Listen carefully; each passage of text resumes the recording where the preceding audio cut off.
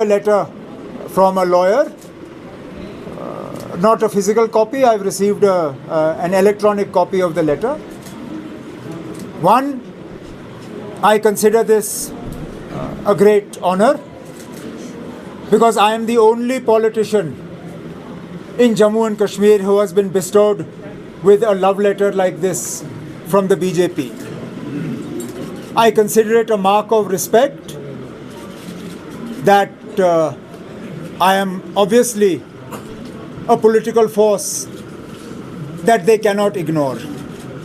At the same time, I think it's also symbolic of the way the BJP fights.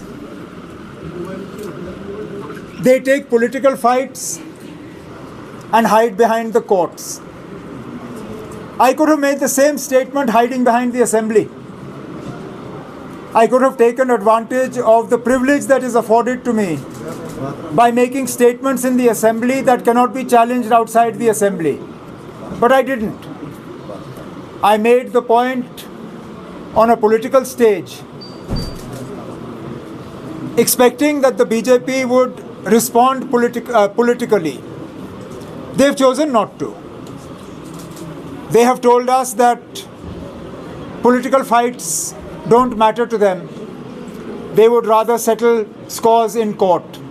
If that be the case, that's good, because for the last few months, there have been so many slanderous accusations against National Conference and its leadership by senior BJP leaders in Jammu and Kashmir, particularly one leader who time and again has leveled unfounded and slanderous allegations against us, whom we have been fighting politically.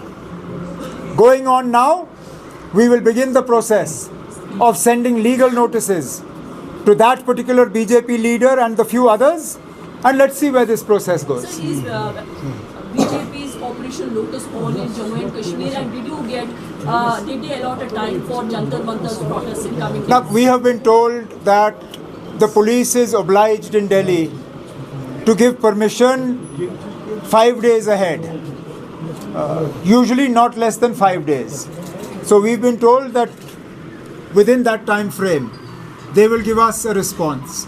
We are awaiting that 5-day notice, I believe, means that sometime by tomorrow or Wednesday morning we should hear from Delhi police. We are following it up with them.